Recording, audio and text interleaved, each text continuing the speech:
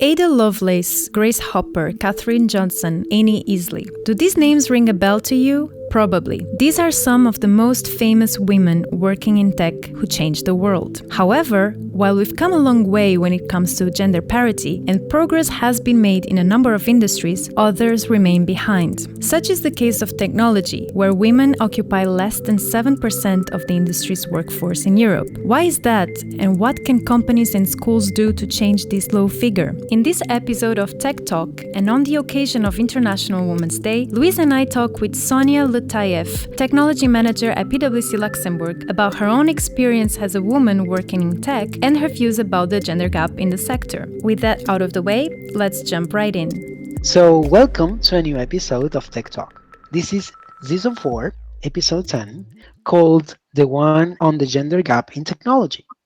In today's episode, Carla and I are ready to have a very interesting chat with Sonia Letaief. Sonia may kill me then, because in case I pronounce the last name improperly.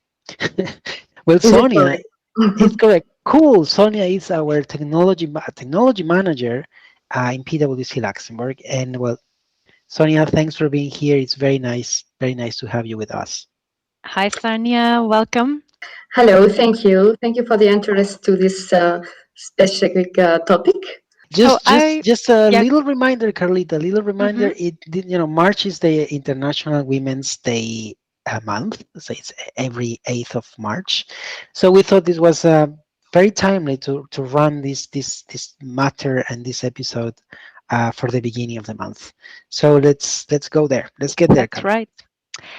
Okay, so I will start with a very simple question, and it's about you, Sonia. Can you tell us about your job and how did you get here? Yes, sure. So I present myself and also my background. So actually, my job is IT project manager and business analyst, working on regulatory projects and IT transformation programs in Luxembourg.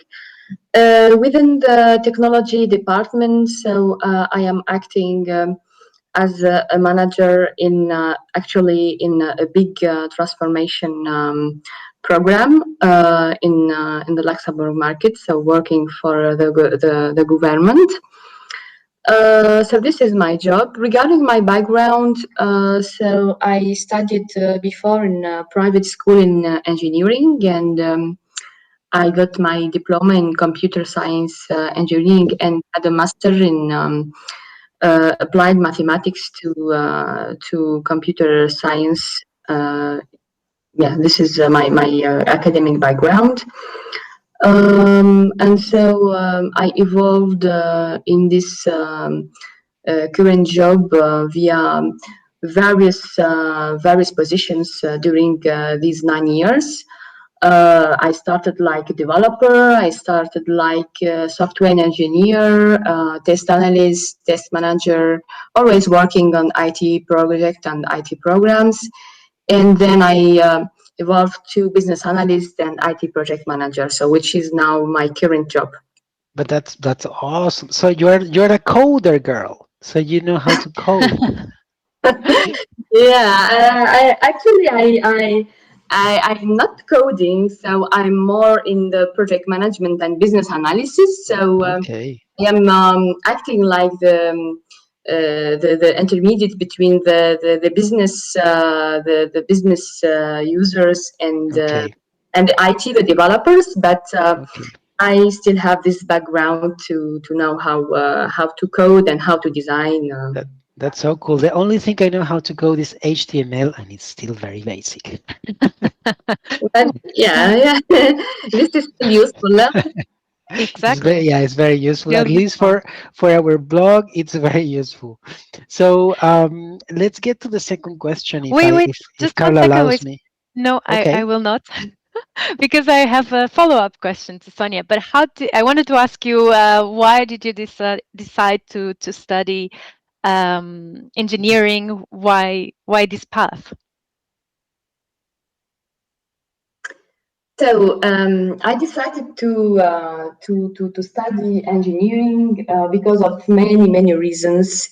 and even related to family. So my family are more working in the medical sector. And when I got my, let's say, baccalaureate, Mhm. I had a very nice score, and then my parents asked me the question. So, sorry, we know that you don't like to learn and by heart, and you like thinking, and you are very attracted by technology, like yeah. Some Computers applications or or computers, etc. So, do you really think that you want to follow the path of your parents in the medical sector, because you will have many years of studies and you will have to learn by heart so many things? So yeah, they put me in face of this challenge, and I remember myself. I said no way, because I'm more a thinking girl, creative, innovative. Of course, I'm not saying that the medical sector is not, let's say, creative, but Mhm. yeah, I was feeling that I am more comfortable with the technology sector, and which is right now. So I really thank my parents today because of this advice that gave me to in the past. And for this, yeah, I'm really happy today with this path in these jobs, like test manager, project manager, business analyst. So the decision, yeah, sorry. No, I wanted to say I mean, that was very nice of your parents actually to read your kind of read your mind in a way, And and your to know what you vocation. in your vocation, because Yes. some parents are not precisely like that, but I think it was very nice of them. Yeah, I tell you, my father, he wanted me to be a doctor, and if I see blood, I faint. So imagine that. And it's No, true. actually, Carla, It's not I see you more like a lawyer. really. Or a journalist, because you have the skills in asking questions. Aha. Yes. Well, I did study journalism. That's true. So Yes. No, but I work with her every day. I think she should have been a lawyer. I'm why? just kidding. No, that I will tell you after the episode. Okay, okay, deal. So can I jump to the second question? Yes, of Oh, course. really is the third one. So that let's get into the technology industry part. So how big is the gender gap in the technology industry according to your experience, and if you have seen any improvement in the last 3, 5 years? Yes, unfortunately, there is a gap in the technology industry regarding the gender gap. I can share my personal point of view on this. Of course, it can be different of other views. Actually, I studied in Tunisia, and then I moved to Luxembourg. So I have two different views on two different cultures and two different countries. And in both countries, the gap is existing always. So during my studies in Tunisia, during 6 years, I was in a classroom with 5 girls and always like between 12 or 20 guys. So there was a big difference on the number of the girls in these classrooms, and also later, when I got my diploma in engineering in computer science, I was hired by an IT software company based in Tunisia, and it was also yeah, very explicit. The number of girls is, let's say, very minimal Mhm. comparing to the number of guys. And but I was feeling that it was normal at that time. But then when I moved to Luxembourg, I also noticed that it is the same situation. Even in my first job in Luxembourg, like an IT business analyst, I was more IT business analyst or functional analyst. Mhm. So yeah, the developers are all of them guys, and the business analysts are mixed between guys and women. So then I understood that the gap is in many countries, not only in Tunisia, but because of social factors, maybe.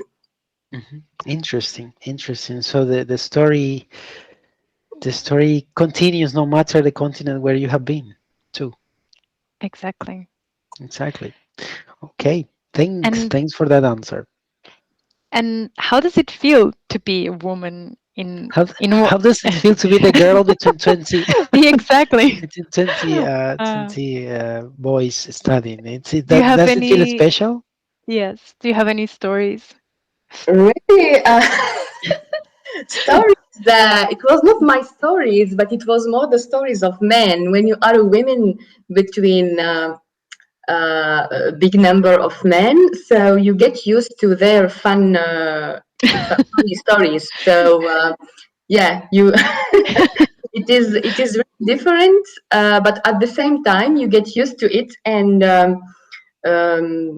yeah, actually I don't see any difference today. So sometimes when I work like business analyst, so as I said, I am acting like the intermediate between the business users and the IT developers. And when I interview or drive workshops with business users who are most women in this field, so I feel the difference of the way of thinking, or the way of talking stories. So yeah, there is a difference, but I am getting used to this. So it is not a problem. Yeah, it is not really a problem for me. So your adaptability skills are rocking, yes. Yeah, for Uh, a women working or studying in the technology sector, I think, yeah, she should have a high adaptability skills Mhm. for this. But I really think that the differences in the workplace, it is really a good thing. So Mm. yeah. Yeah. Okay. And shall I go ahead, Carla? You have something to yes. add? No, go Okay. ahead. Cool. So it's actually also related to the other.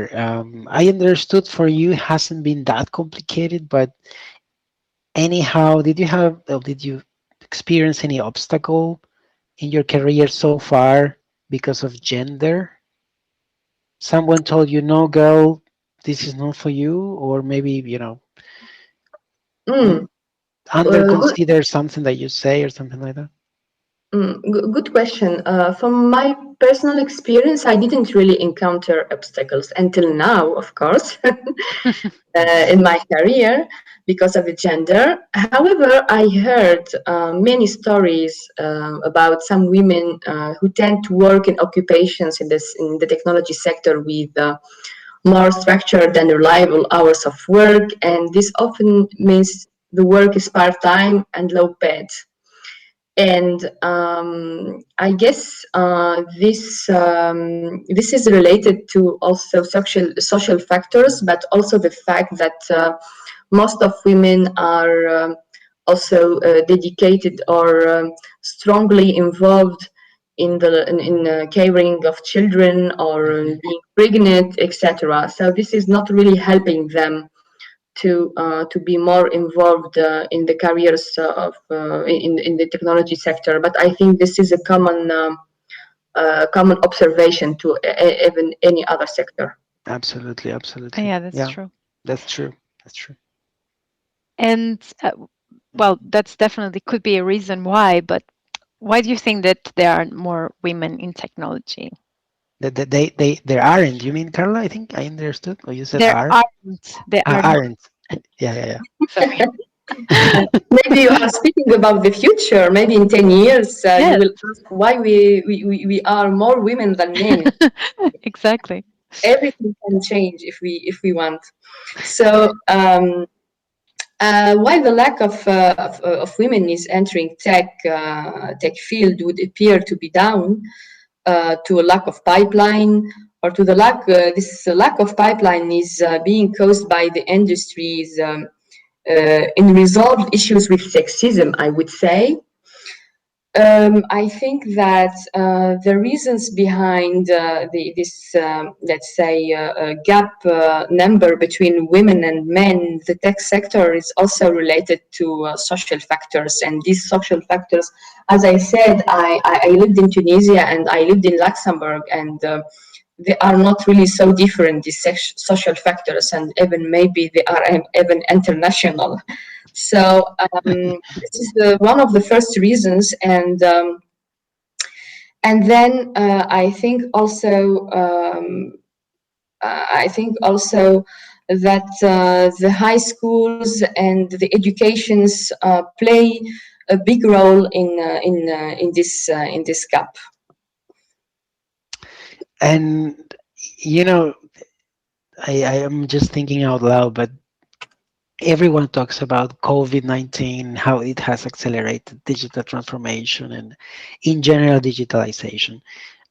Do you think that's something positive for having more women in the technology industry, or do you think it's more detrimental or negative? I think that the fact that COVID crisis is still there, and maybe it will be still there. I'm not trying to be negative, but I think that it can help women to be more and more in the tech sector, especially in the digital world. As you see, now we are working via many tools of communications like Skype and or other ways of communications, and we are trying to work in efficient way behind the screen without being physically present. So I think that the technology sector is getting evolving due to this health crisis, and it is a good opportunity to women to enter this sector now. Hmm. Yes, So yeah, so the need for more professionals is also opening up the doors for women.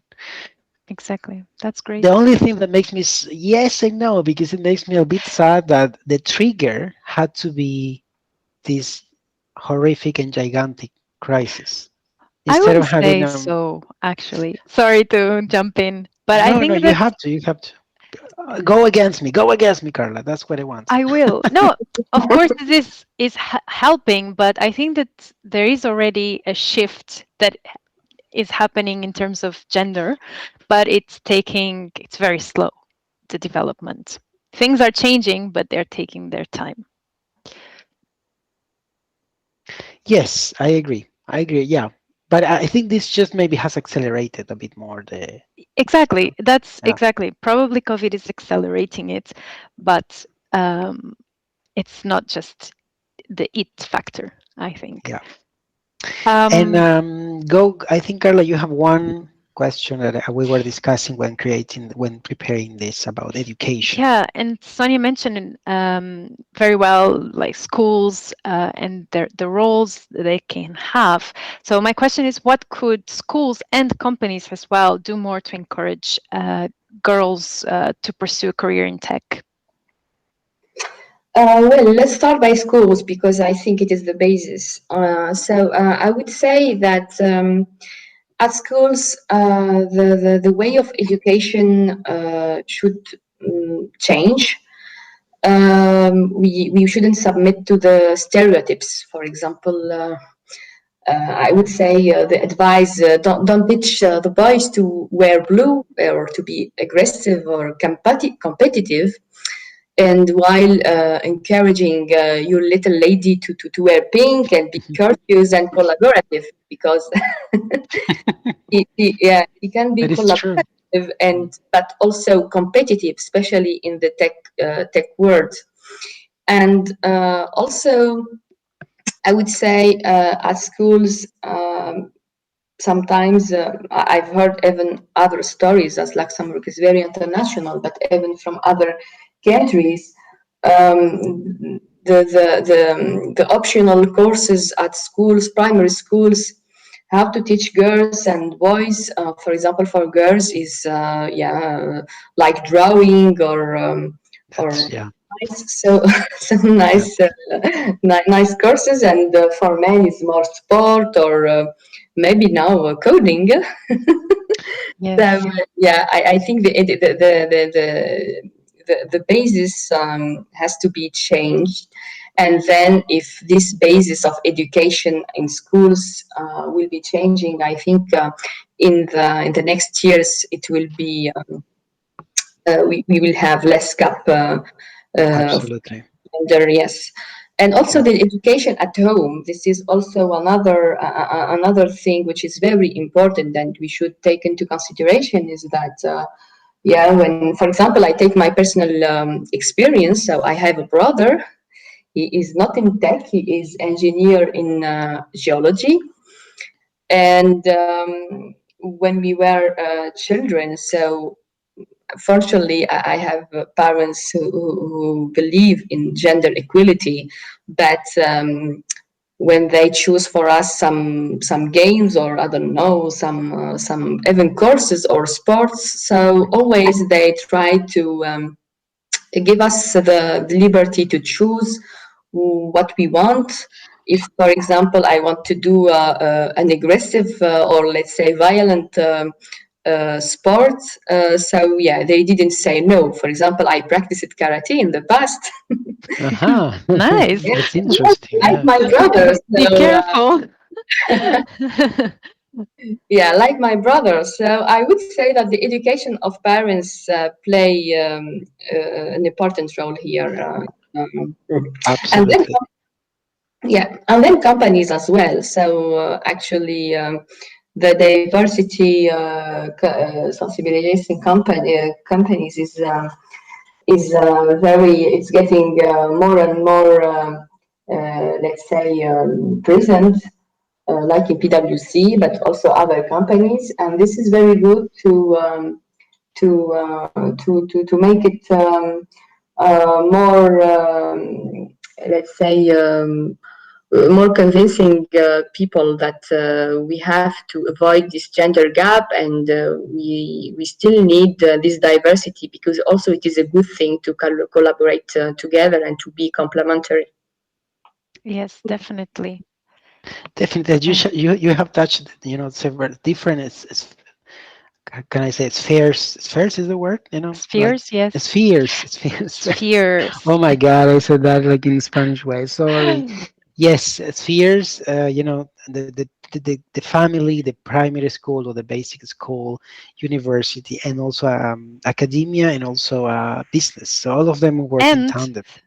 don't forget about society, about culture and people's perceptions as well. Absolutely, absolutely. Yeah. But I would like to invert things here for a bit because it's true that there are certain fields that are predominantly male, but there are some that are probably also predominantly female. So, Female. Louise, generally speaking, marketing is a female's field, and that's where you work. So, do you think so? And do you want to give Well, I think your opposite perspective? no, absolutely not. I mean, I see it even in the company I am working for now, which is the same company you're working for. When you see when you and also Sonia. So when you see our area, so that I would say that large majority of people are women. However, this is very personal. Okay, don't judge me. Don't get me wrong. When it Maybe. comes when it comes to digital marketing, I have seen even more men. And my theory is that it's because it's linked to SEO and funnels and A/B testing and a lot of analytics and data analytics and statistics. Again, it comes down to all this technical part that is normally linked to the male part of the world, the male side of the world. So, or maybe I see 50-50, but at least in digital, I don't see a big female presence. But in the what is called the traditional marketing, yes, that's right. That's absolutely right. Okay. Uh, Go What's ahead. okay? Okay, go ahead. Yes, it was good. So, okay, I don't know. Maybe I just don't want to be politically incorrect because, but I am being very honest. That's what I see. Yes, So, but isn't it? I'm thinking out loud now. It's kind of sad because some women might choose a career because it's more female somehow. I wouldn't say, how can I put it? But maybe they are much better doing something more technical, and that's just a pity because you are losing talent, or someone who's really who has a yeah. vocation for a certain field might be put off because it's not really because she knows it's But that's, for instance, something Sonia can tell us. Well, mhm. she already explained somehow that Yes, because of the the basic, the nuclear, let's say the family encouraged her to go for what she wanted, so she didn't feel this limitation. But I think exactly. a lot of women also are born and are raised in environments where they cannot see further, just because they think that's the way it should be. So there is Exactly. not this challenge, this willing to challenge the system the way Sonia has done it. Somehow, Yes. I think. So, well, I will move to the next question, Sonia. I'm sorry for this break. Carla, now I am not the interviewee, it's Sonia, not me. That's true. So, Sorry. what's your advice, Sonia, for young professionals starting in tech? Young women, I would say, female professionals Mhm. starting in tech.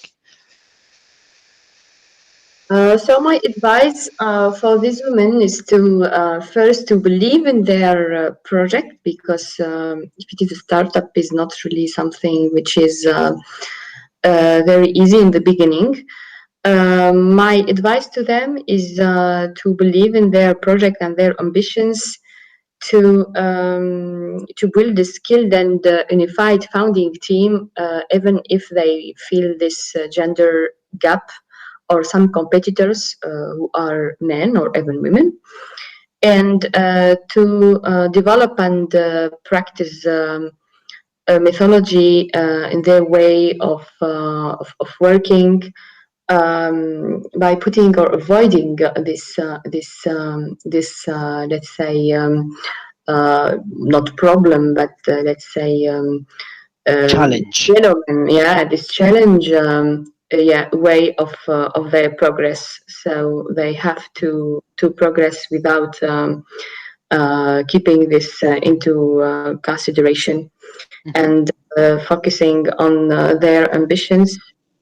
Yeah, this is my advice to these women in startups. And for instance, for women already in the field and struggling, uh, what would you tell them? Maybe, I don't know, any advice? Mm. Just do it. No, I'm Yeah, kidding. my advice is to yeah, to have this, to always keep this strong mind, uh, Mhm. because without ambitions we cannot progress, and my advice is really to be very strong in mind, and this is how they will satisfy their objectives. Mhm. So this is my small advice. I don't know. Maybe you have more advices. No, but actually, I it's think very, for me, it's very, resilience is very valuable. yeah, Yes, but this, the power of mind. It's just such an important thing. The yes, other day, I was reading, there is no health if there is no mental health. So the more, of the, the, course. the stronger you are mentally, the more you can go ahead, even if the situation, the circumstances are not ideal. No, I think that's very good. And then resilience, Carla, you're right. Yes, and emotional intelligence, they say. Yeah, Ah, It's quite yes, key. yes. Yes, absolutely. Yeah. So here it depends. It is not really specific to women, but I guess of that course. from my experience with working with women, I think that they have this talent to use their emotional intelligence. But Yeah, as Louis said, the mind plays a big role in achieving this their success. Yeah, absolutely. I agree. And I think that if you are struggling, you need to remind yourself, why did you choose this path? Because it means something to you. So to keep that in mind is also Mhm. important. Think about your dream. And I move to the next question because it's kind of linked to this. Is we are getting rid of male, female, and anything in the middle, just to ask you for the skills you think anyone that wants to work in technology need. Anyone. So it is a skills for men or women. Yes, it's just we get rid of gender things here. We just anyone, an individual who wants to run a technology career or be in the industry and develop in the industry. What do you think are the skills nowadays, because there's such a dynamic industry that yeah. The skills that everyone has, I guess, has to have or has to develop from the early age is the communication, the analytical abilities, the creativity. So this is what I said in the beginning when my parents advised me to go through this path of computer science studies, is because of the fact that they notice that I am more an analytical person than a person who learns text and many pages by heart, and also the perseverance, the problem solving, the resourcefulness. Yeah, all of these soft skills then make uh, uh, make a person skilled in the IT sector. Okay, Mhm. I think we Luis. had we had one more question, but I don't know if it's necessary now. But basically, again, getting rid of getting, because you have said so many nice things that I think it Yes. may be redundant, but I'll go for that. So it's if you have any advice or just thought for the world, for gender equality, or for women in tech, anything else you want to share based on your experience. And also, I think you have a richer experience, because when you move from a continent to the other, and you tend to see things in a different way. That's my case too. You can compare, and you learn to make everything relative. So what you were thinking is worse in your country or in your continent, maybe it's not that bad, because you find the same in the other, or kind of. So I don't know if you have any final thought to share with us. I would say my advice is really at schools and the education. This is my advice that I can give to the world, and also to the women that are feeling today that they are, let's say, not. Uh, yeah, not equal to men in the tech sector or even another sector. Just to believe in their projects and their ambitions, and to be really strong in mind, and to not lose this hope to uh, to uh, To to strive. yeah, to strive. Yes. So this is the advice that I can give, and I think that I already had this advice from my parents and even from my friends or some other people, and yeah, it made me more comfortable more and more today. Even sometimes I work with different clients or difficult clients. I am always thinking that if someone did or satisfy his ambitions, so there is no reason that I cannot do that. So that's very nice. I hope um, this episode will be listened by women who want to pursue a career on in technology, or are already there. And I think with your example, they will be inspired. That's very, very nice. And I thank you again for your time. I know you Thank were you. very busy. I know to get you Yes. here was not easy. Just to everybody to know, we plan to record this one in the at the PwC studio. We have one but time constraints, just we ended up, using uh, technology, online technology, but we wanted to bring this to you, and we are happy. So, Thank you so well, much, Sonia, thank you for so much, Thank you, joining. Sonia. Carla, It Luis. was a pleasure. And that's all for today. This is Tech Talk, technology made simple over a cup of coffee. Thank you for listening, and until the next episode.